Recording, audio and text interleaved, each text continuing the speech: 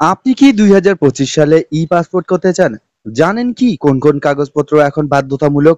এই ভিডিওতে আমি একদম সহজ ভাষায় বুঝিয়ে দিব নতুন নিয়ম অনুযায়ী ই-পাসপোর্ট করতে হলে কি কি কাগজপত্র বা ডকুমেন্টের প্রয়োজন রয়েছে।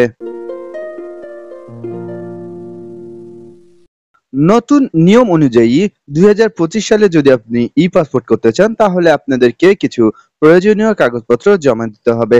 প্রথমত অনলাইনে পূরণকৃত আবেদন ফর্মের প্রিন্ট কপি। আপনারা যখন আবেদন করবেন, আবেদন করার পর আপনাদেরকে একটি প্রিন্ট সামারি দেয়া হবে এবং একটি আবেদন ফর্ম দেয়া হবে। প্রিন্ট সামারি এবং আবেদন ফর্ম দুটিই কিন্তু প্রয়োজন হবে। এরপর জাতীয় পরিচয়পত্র।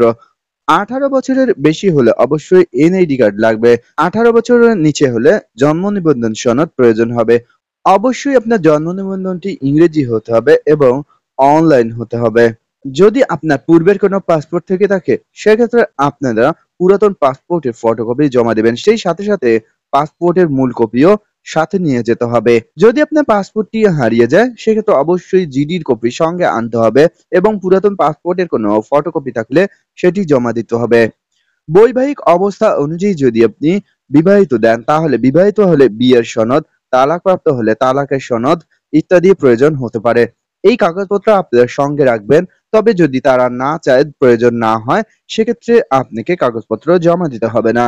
দর্শক, কিভাবে নতুন নিয়মে পাসপোর্টের জন্য আপনি ঘরে বসে মোবাইল বা কম্পিউটারের মাধ্যমে আবেদন করবেন সেটি নিয়ে অলরেডি আমি একটি ভিডিও দিয়েছি। যারা জানেন না সেক্ষেত্রে আপনারা আমার এই ভিডিওটি দেখে নেবেন।